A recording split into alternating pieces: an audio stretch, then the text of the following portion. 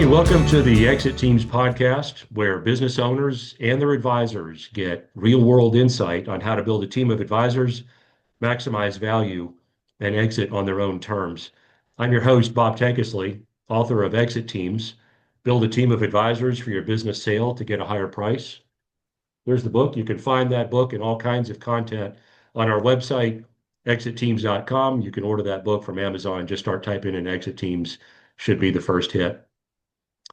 Well, whether you're years away from selling or thinking about an exit now, this episode is packed with must-know tips to help you avoid costly mistakes. Let's dive in. Today, I'm joined by a true expert in the world of business owner coaching, Richard Kirby. Richard draws upon a 25-year plus corporate career that included management positions in sales, HR training, and engineering management. And during this time, he worked for 5 different employers that spanned the full-size range of operations, from a Fortune 100 to a pre-IPO venture capital funded startup with 40 employees. I didn't know that. Through this experience, he gained his skills in clarifying topics, developing alternative strategies, and defining achievable plans. For the last 23 plus years, Richard has been an independent executive coach and business owner coach. He has a Bachelor of Science in Electrical Engineering and is a member of the Tau Beta Pi Honor Society and Mensa International. Richard helps small business owners grossing $1 million to $10 million grow their revenue, increase their business profitability and long-term sellable value, and improve their work-life balance. He does this by assisting owners in migrating away from working in their business and toward higher value activities, working on their businesses. Richard's coaching client list includes a mix of private clients and Vistage peer group member clients. Richard, welcome. I'm really glad you could be on the show today. It's been a long time coming. We've known each other for quite a while. I'm glad you could be on the show. Thanks very much. Thanks. I appreciate it. I've been looking forward to it, Bob. Yeah. You know, I get us started. I have a very optimistic mindset, like a lot of our business owner clients. You do as well. And it has sustained me as a fourth generation entrepreneur as I have progressed throughout my career. Can you give us an idea of some of your fundamental beliefs or your mindset that has driven you in your career? Yeah, well, I would like fine tune. You mentioned you're an optimist. I'd call myself a realistic optimist. And you may be also, just failed to add the adjective, but meaning, I don't think everything is perfect or can be perfect, but I lean that way very much. I do believe that everyone is underutilized, whether it's you, me, or every business owner I run into. And so better utilization for our end goals that we want is important to me. I do believe there's multiple solutions for every problem. And I find myself as the person who has to get out the strength and the armor to persist, to convince people to not give up and to look at the options, and rather than let inertia take hold, take action. And I guess last but not least, I've always described myself as a contrarian. I tend to challenge the status quo. I love it. I think I could claim every one of those as well. I remember in my grad school years, I went into a professor's office and he had this, I don't know if it was a bumper sticker or a magnet, but it was on the side of a file cabinet. It said, "To every complex problem, there is a simple solution, and it's usually wrong." Well, I find myself, and it's true in my personal life, like with my wife, I'll say, you could do this. And the first thing will be the reason she can't. And then Yep. I will give her an alternative of how she could overcome that thing she sees as a limitation. And then there'll be the second one reason. And so ultimately it becomes, if a person really wants to do it, I believe there absolutely is going to be a solution. And we have to first break down those mental or self-limiting beliefs and then roll up our sleeves and look at the alternatives and pick the best solution. You know, as I was going through your bio there a few minutes ago, I didn't see psychologist or psychiatrist, but I'm gathering you've collected some skills over the years in that discipline. Well, my late wife was a therapist. She Okay. passed away about 10 years ago, and we used to have an office together. So it was kind of like if you want to work on the not hard issues, define them, get them down on paper, come up with a plan, solve the problem. That was my job. And then it's like, if you have this hesitation, uh, she would say like, well, you need to call this person, and they would have this hesitancy, and she would walk over to the telephone, and she'd pick up the phone, and she'd be like, it doesn't seem like it's that hard. What's holding you back? So I won't say that. I guess a little of the psychology rubbed off on me. Plus I have a little philosophical bent too. So Yeah. It takes, I mean, you're dealing with lots of people in complex matters, and it takes a full skill set. And 25, 23 years you've been at it. You're a registered professional engineer as well. How did a registered professional engineer end up coaching private business owners? I understand you've had kind of an unconventional career journey. Tell us about that. well, it is very unconventional, and I'll give you the very brief version because we only have so many hours on this podcast. But I graduated from engineering. I had a resume that says this guy has very little job experience and he has an engineering degree. So, in the mindset of an employer, it's like, do we have an engineering open? Let's slot the square peg in the square hole. And I wasn't really a square peg. So, after a while, I found a way to get promoted by getting a more sophisticated engineering job, but I found that wasn't fulfilling. So, to escape from engineering, I went to the head of the corporate training center at the Fortune 100 and said, I don't want to do engineering anymore, but I have all the training, I have all the knowledge, I've worked in the field. I think I'd enjoy training engineers. That's how I got into HR training and development. And I wrote courses and did classroom training. Best Hmm. job I ever had, but it was a self-limiting job. I was not going to make the kind of money I wanted to make or advancement there. So I actually left my favorite job to get into marketing, went to a friend and said, hey, you came out of engineering and went to marketing. I came out of engineering and went into HR training and development. We have Huh. that in common that we escaped engineering. How about give me a job in marketing? So, with no experience in marketing whatsoever and no credentials, I started in marketing. I didn't like the job. So, within 6 months, I decided marketing isn't working for me. I got to find an alternative. And through working with sales, I determined sales is the way to go. More money, flexible schedule. I don't have a cap on my income with commissions. So chasing the dollar, if nothing else, and something more interesting, I went into sales. So that and sales management. So that's how in corporate. And then when I left corporate, I went like, what could I do? And I looked around and I said, well, I've been self-medicating in my career for the whole time and trying to help myself. Maybe I could relate some of this to clients. So I started off in career coaching until someone came along and said, hey, we have this organization called Vistage, which is kind of like a mastermind group in business Right. coaching. How about that? I looked at it and I decided, yeah, I need a change. You can see all the changes there. I need a change. So I got into business coaching and had all that experience to draw upon. So that's what led me to where I am now. I could think of 3 or 4 other things I could do, and I am doing 1 or 2 other things just randomly to enhance my life. But my key focus is business coaching. With your engineering background, I almost went into aeronautical engineering, but I think one thing that people with engineering-oriented minds and worldviews, they tend to like to break things down, take them apart, see how things work, maybe put them Yes. back together, build them even better than they were before.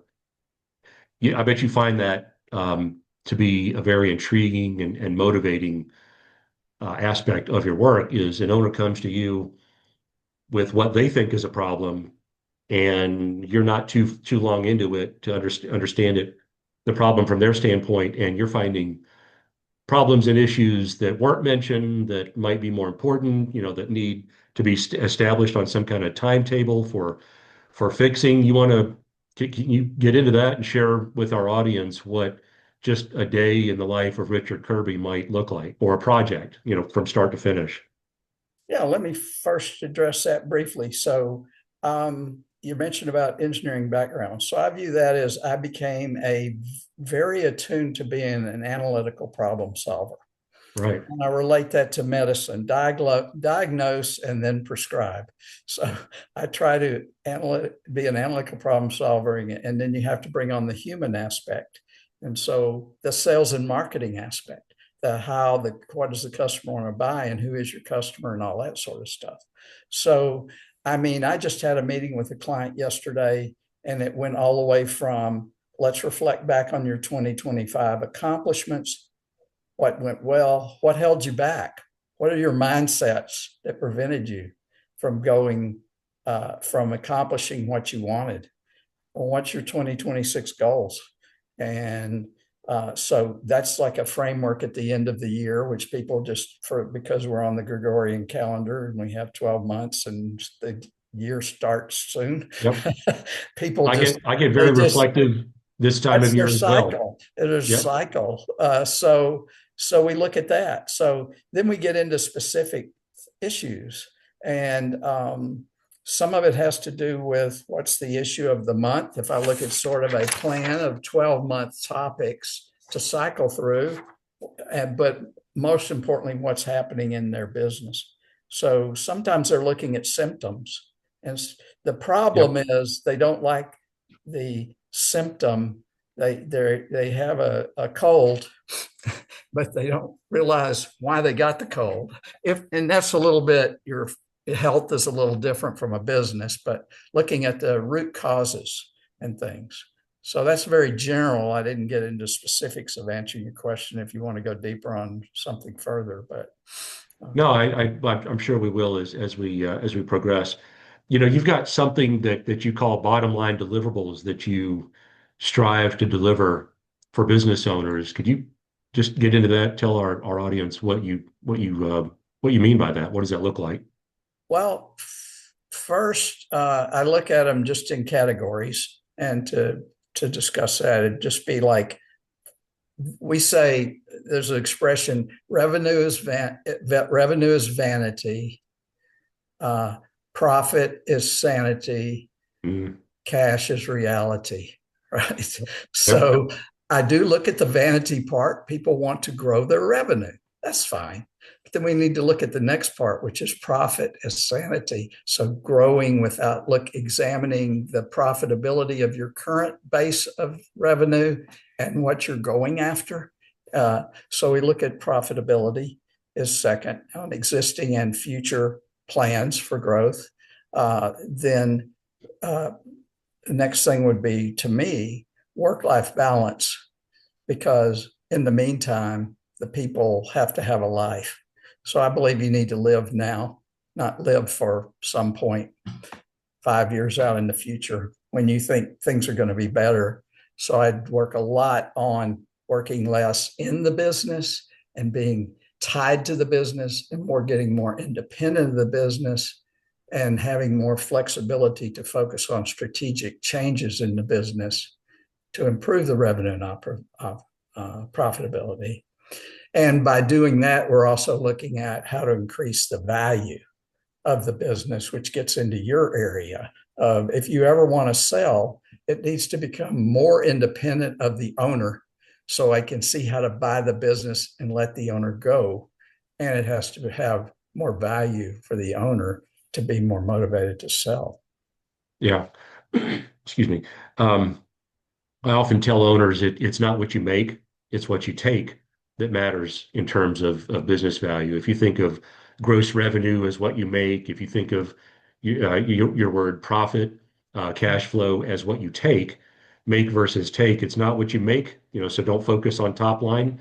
What matters in terms of valuation is what's left over for the owner after all bills have been paid, after all set asides and accruals and planning for the future has been done. And that's exactly what buyers think.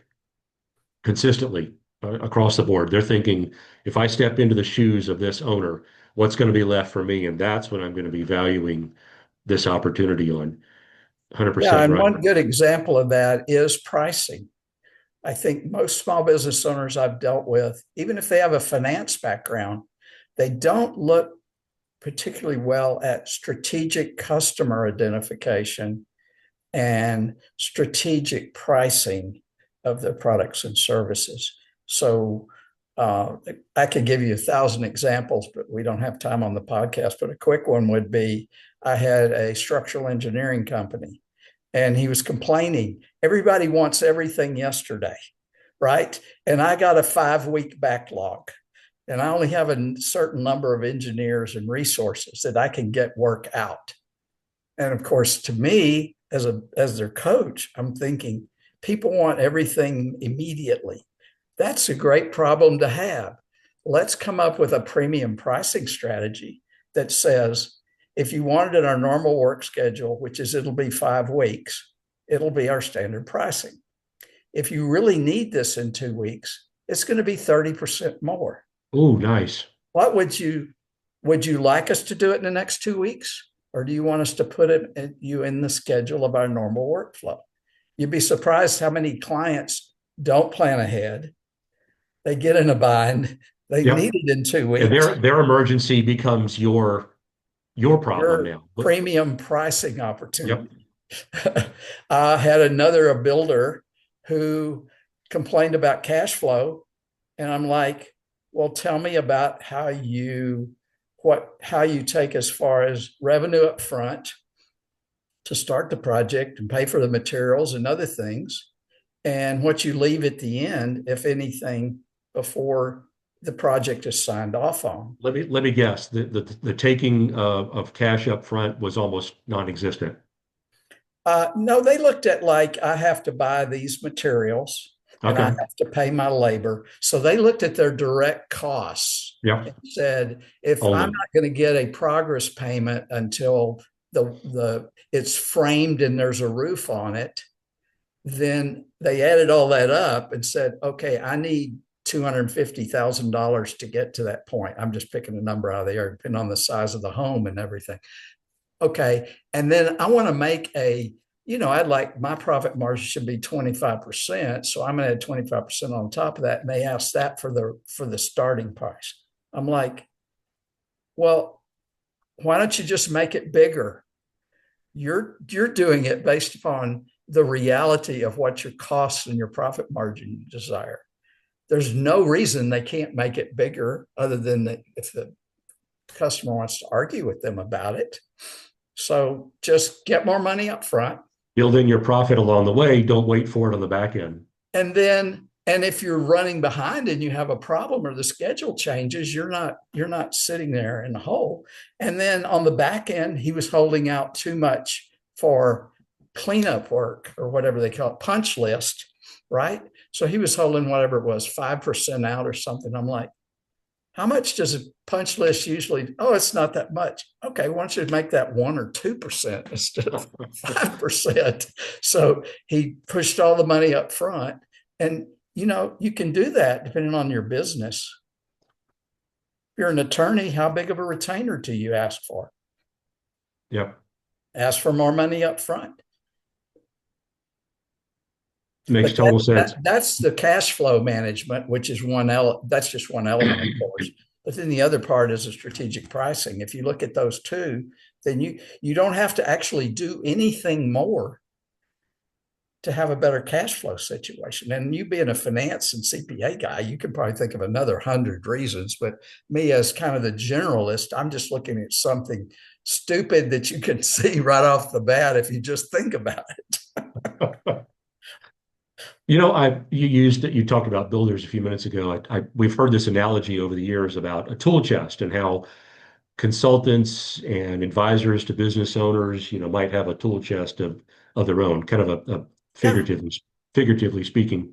How do you relate that to helping business owners? When you go into a new client, you've got this tool chest filled with all kinds of skills and abilities. You walk into a new situation. Walk us through what that process looks like, to where you ultimately get to figure out which of the tools to pull out of the tool chest to use. Yeah, well, the analogy I would use is they come with maybe a small tool chest that solves the general public. They've got two Phillips head screwdrivers and two straight blade screwdrivers and two pair of pliers and a drill and a set of drill bits and whatever, if you go down the line for those of us that are a little mechanically inclined. And then they have something really deep. They're really deep into woodworking. So they have a woodworking, they're like you're a finance guy. Their finance capability is the woodworking machine, and they can go deep on that and you have to keep them out of that or they'll spend too much time with it. But all the other parts of the business, their tools are limited. So I have a broader, deeper set of tools to help with all the other things they need to do. But I like the analogy I would use is I don't have a complete set of power tools. So if they need a backhoe, that would be an extreme example. Using the analogy, I got to go find a backhoe rental place like a CPA or an attorney or whatever. So I do a lot of referring out. When you've got to go deep, I know when to stop. I don't have the level of expertise or the tools.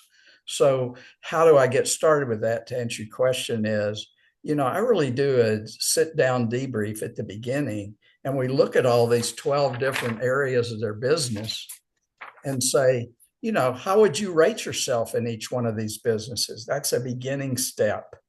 So it's kind of like, okay, admit your deficiencies. And of course, everybody has a tendency to protect their ego.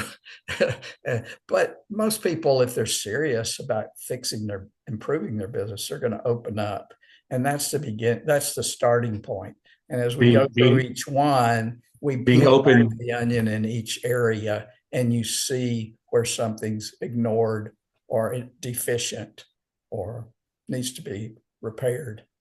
being open and being willing to accept help is probably something you try to find out pretty early when working with a new client. I like the old joke, which younger people may have never heard, and this will go over their head, but they had a lot of jokes like this. And one of them was my late wife, who was a therapist, would use the joke, how many therapists does it take to change a light bulb? Only one, but the light bulb has to want to change.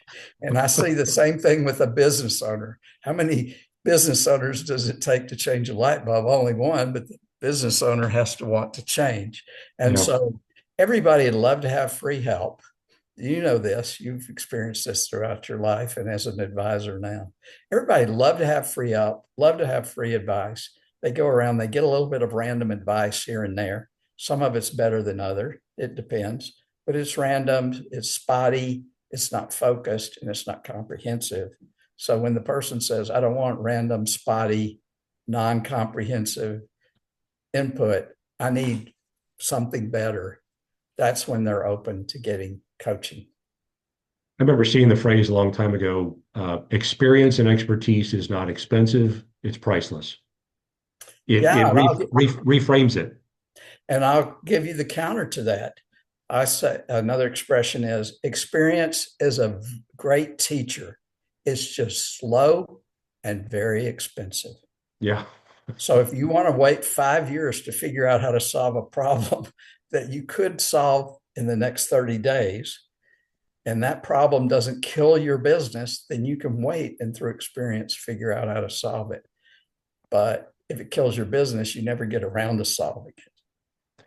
We're sitting here talking about business owners, they're people too, but resistance to change. And it reminds me Yeah. of all the times when I'm representing a seller and we're hearing from buyers about what they think is wrong with the business, all those years that have gone by where the business could have been optimized, Yeah. all those objections that a future buyer is going to have could have been reduced, could have been eliminated. Right. Exactly. What does your research tell you about the biggest concerns that potential buyers of private businesses have when they're considering a purchase? And these are just fundamental things that we wish our clients knew years ahead of time. Well, you know these and probably know them better than me, but some of the things I've picked up as a perspective, one, as you mentioned, was a dependency on the owner. You'll hear like, okay, well, we're going to keep you around for 12 months on a contract to help us do the transition. Well, many times that's because they're concerned that the owner's too involved with the customers. And so the owner has the relationship and they've got to transfer the relationship. And I've seen many of those situations where maybe the relationships gets transferred, but the owner gets terminated early in the 12 months myself, because they, once the buyer figures out that the owner is not needed, then they're expendable. So I think relationship of to what extent does the owner too involved in the business operations and too involved in the relationships with the customers? I For think sure. that's a big red flag, because now we're going with how long do I have to retain you to get them out of your domain and into our domain? And if the employees are more doing those things and have the relationships and things, then it's easier to make that transition. So dependence on the owner. Another one would obviously be financial management. If they do a deep analysis of the finances of the company and see that the company's not doing that well, then even if they wanted to buy them, they're going to have a very low valuation, and the owner always has exorbitant expectations. They're Almost every typically time. unrealistic. And so Yeah. now you have this huge gap that you can't fill. Um, and then if they really don't have their processes documented in any way, and Mm. and they think if I buy this company, the head of sales could go find a better job, leave tomorrow, and we don't know what their sales process, or the head of the plant where they manufacture the product could leave, and they don't have their. So I think documentation of processes would be another red flag. Those are the first three that come to mind. I'm sure we could sit here and make a long list. Quite a bit of items on that list. A long time ago, I started thinking of financial statements Uh-huh.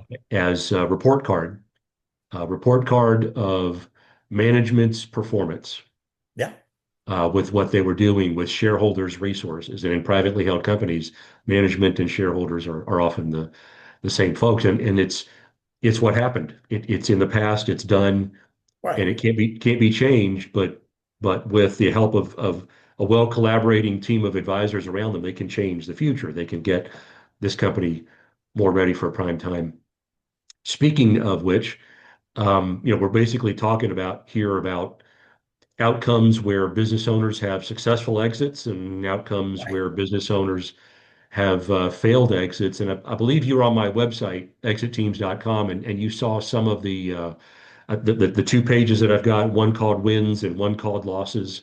And you Yeah. you thought those were interesting. What caught your attention about those? Yeah. I found the losses interesting because you point out things like two brothers owned a business.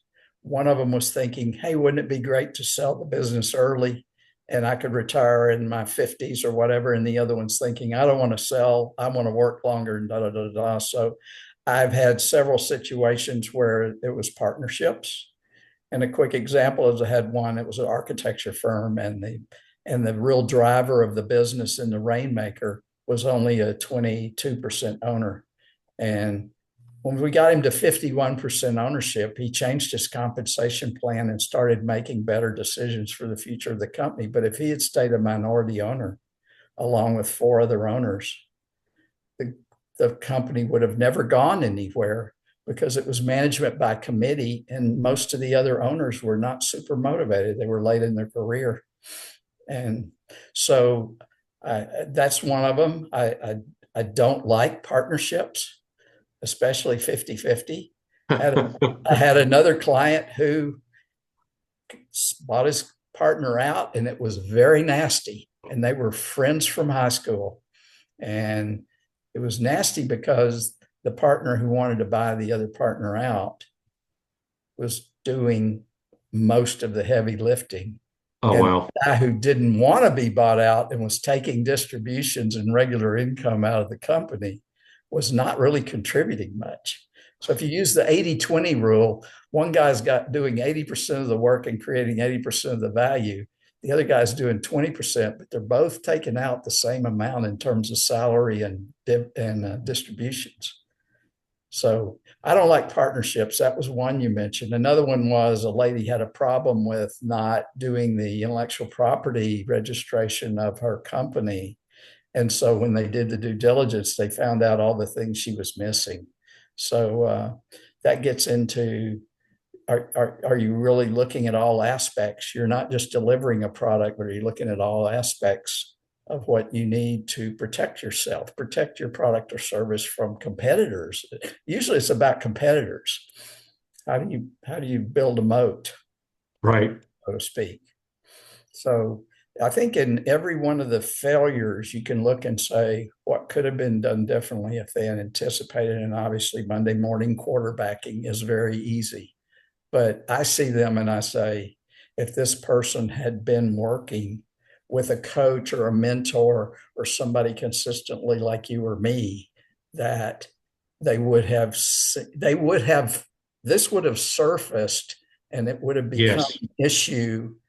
And sometimes the owner makes a bad decision and doesn't deal with the issue, but they would have at least known you caused this. You're putting yourself out there and you're not doing good risk management. You created a risk you're not willing to deal with. Yep.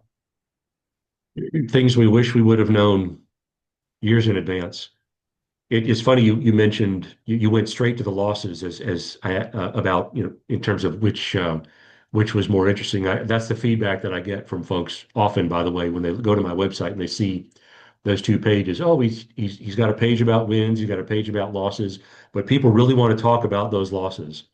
There's something about the pain of not being able to sell a company that really stands out. And I've got a stat for you in our audience. I don't know if you've heard this before. Of all the companies the small businesses that have ever existed, only 20% are ever taken to market where we try to find another owner, a buyer for it.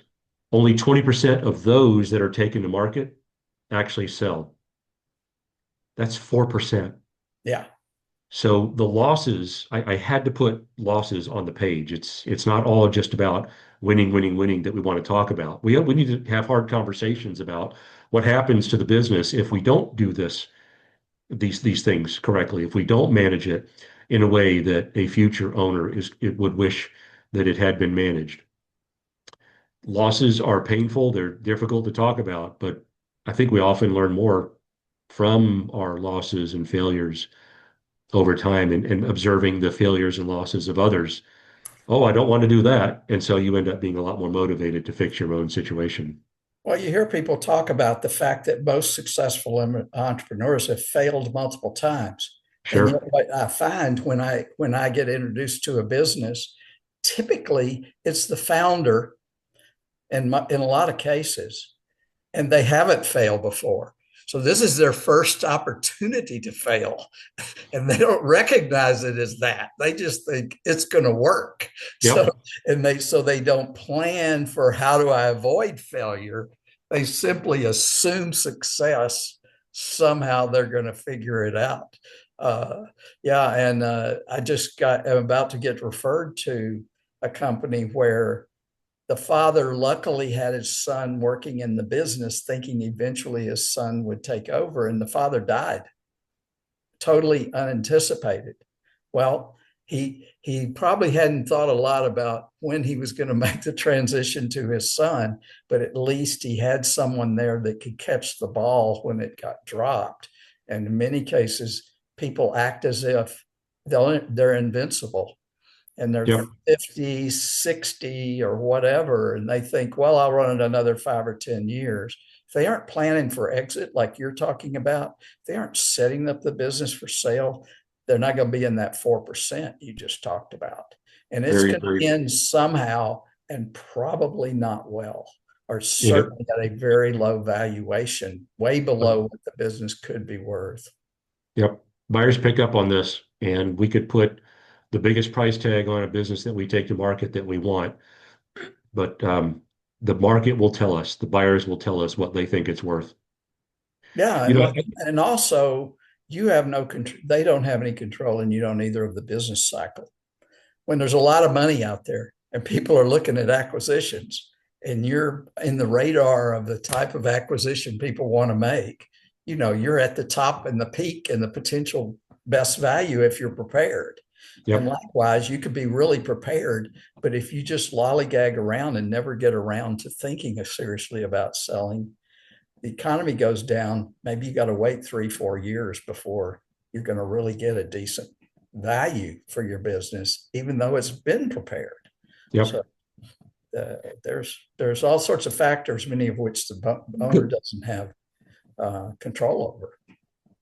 No doubt. You also on my website, you mentioned that you liked the 6 levers to pull before going to market. You have any thoughts on those and what additional thoughts you might have, given that you may work with business owners for years before a sale event ever materializes? Well, I did make myself a little note because I didn't memorize the levers, but the first one is financial clarity. Then you mentioned working capital planning, customer and key person risk, which is something I just touched on, contract hygiene, operational evidence, and tax aware structuring. And I just made a note for our discussion here. I'm referring to my note because I can memorize all this stuff. I think some of the things that I add to that are not specifically in your levers, are moving them from working in the business to working on the business by getting themselves more out of the business. That's number one, and that's one of the key places I start. Then analyze the revenue sources and their ideal customer profile. How are they really managing marketing, business development, and sales? Typically not well. What natural partnerships do they have that they haven't even thought about or leveraged? How are they planning their organization and hiring and retaining and motivating their employees? That's some of that soft, touchy, feely HR stuff. Yeah. And all the small businesses I deal with don't have adequate HR resources. So I can help them get to a certain level and solve a lot of the people issues. And then when it gets deeper and we have to bring in the backhoe, then I'm going to refer them to an HR outsourced consulting company that can do whatever it is, whether it's an employee harassment, sexual harassment problem, some type of failure to compliance with HR regulations, a handbook, down the line of different HR things, which most small businesses have not given attention to. It's just occurring to me. I mean, your clients are very fortunate to have you. I mean, at the end of the day, that you're that voice, that guide on the side. I don't know what you want to call it or how you want to be known, but it's like you're an unpaid partner. I mean, you're paid for what you do, but Yes, I frequently I had a conversation yesterday, and I said my perspective is always I want to put myself that this is my business and I own it, and you're the general manager or chief operating officer, and I've got to keep you in line to run the business right. And I don't quite say that to my clients, but that I assume the position of owner of the business, and the person I'm coaching is got to carry out what's best for the business with my input and our overall mutual agreement. Obviously, I don't dictate. I'm not literally the owner. And as far as how I would like I think the biggest compliment I always say, and it's very touchy feely, but the biggest compliment I've ever got for a client is they said, "I feel like you're my guardian angel." wow. I don't know how. And again, it's touchy feely, but to me, instead of saying, "I feel like you always operate like you're my boss and you tell me what to do," and blah, blah, blah, which sounds very non-touchy feely, it's kind of like, "You have my best interest in mind." And that's, if I don't get guardian angel, which I very seldom get, I get, I always feel like you have my best interest in mind, which is the feedback that I get the most. And it's true. I mean, that's what my role is to have their best interest in mind. And this yields incredible tangible results too. I mean, in a group setting, I remember you just a few weeks ago, I remember you telling us how a client of yours had gone from one level of financial performance to a much higher level in a was it a 3 or 4 year window? Can you just want to give our audience a I'll thumbnail give on that? you two quick examples. I've done case study. I wrote case studies on both of them, but they're the kind of person who really wants help and is willing to work the program. And obviously, you get all varies of shades of gray of how much people will actually enact what we talk about. It's always a significant improvement, but in 3 years, I had this structural engineering company that went from they doubled their revenue in 3 years. They increased their profit margin 50%. So that's that revenue plus profit. So they tripled their income in 3 years. So Nice. they went from $1.5 million business that after they, obviously they built in some expenses in there that were a little bit self-serving.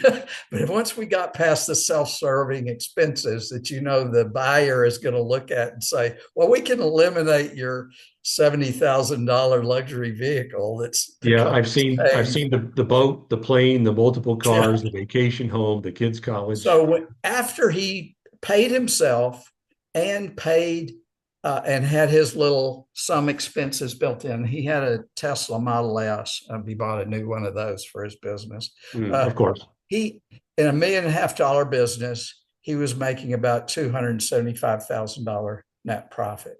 We took it from $1.5 million to $3 million in 3 years, and a 50% profit increase. So he went from about 275,000 after all the stuff profit to about 800,000 profit. So he roughly increased his annual income $500,000 a year.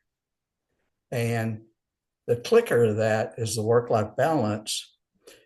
At that point, he was taking vacations and he would go into meetings. I always say this, and he would say, Richard made me take a vacation. And I didn't literally make him, but I was reminding him. And toward the end of this, he kind of capped it off with a 3-week vacation in Tahiti, in which after a week and a half, he called the office and said, how's things going? And they said, everything's fine, no problem. Enjoy your vacation. Wow. That's the gold standard for me. The other one, without getting into the details, was an IT services company. That was the one I think that was quoted. They quadrupled their revenue and grew about, they didn't grow that much because they want to make more of a profit, but they quadrupled their revenue in 5 years. So they went from a $1 million company to a $5 million company. And you say, well, it's still a small company. Yeah, but if you go look at the performance of your typical $1 or $2 or $3 million company, they just don't grow like that. They might grow 10, 20% a year if they're doing fairly well. So those are a couple of examples. In both cases, the owners probably accepted that a process different from theirs needed to happen Yes. and allowed it to happen. Yeah, a quick example on that. The one who quadrupled. One of the first things we looked at was the in the business versus on the business. What I always go through, where are you spending your time? I don't like the word time management. I really don't care about time management. I like about task and responsibilities management. What do you have to do and how much of your time does it take? We can get into calendar blocking and all that maybe sometime later. So she was spending about 3 to 4 days a month just kind of correct billing, get the billing out, check on collections, one thing and another. I'm like, so if we could outsource this, you could get 3 to 4 days a month, which is about 20% of her time back. Yeah. So that was one of the first things we did. And then I'm like, okay, where can we get another 10 or 15% back? And so that's how they get to the point to where now they can stand back and look at the business. It's that voice that's calm, reassuring, like I've known you to be over the years, that yields results. Richard, this has been awesome. Uh, Appreciate you showing up here on the show. We've talked about engineering mindset and how to break things down into smaller parts. We talked about bottom line deliverables and tool chests and wins and losses and levers. And at the end of the day, it's doing good work for folks. How can folks get a hold of you if they want to hear more and maybe even hire you? Well, I appreciate the time today, Bob. I really do. Thank you for your questions and comments and everything. Um, my website for business coaching is actually my name, Richard Kirby, only .net, not .com. And so my contact information is there. And to make at least the simplest, if they just go to richardkirby.net, they have my contact number and information about what I do. And the one thing I didn't touch on today, I'll end with that, is AI. Oh boy. I've Yep. gotten deeply into AI recently, but I've dug deep quickly. And so one of the things I'm working on is how to apply AI in the small business, which typically they don't have people to go look at this stuff and go find applications and bots and everything. And so that's where I would end with is small business owners would tend to be behind the curve on implementing AI to improve. And there's a world of opportunity there to increase their profit margin. Yep. Totally get it. Yeah. Well, folks, that's a wrap for today's episode of the Exit Teams podcast. A big thank you to my friend Richard Kirby for sharing his insights, especially at a time when excellent coaching and collaboration can make or break the difference, be the difference in a business sale. If you're a business owner thinking about your next chapter, now is the time to start building your advisory team with someone like Richard's help. You can learn more in my book, Exit Teams, Build a Team of Advisors for Your Business Sale to Get a Higher Price, available on Amazon.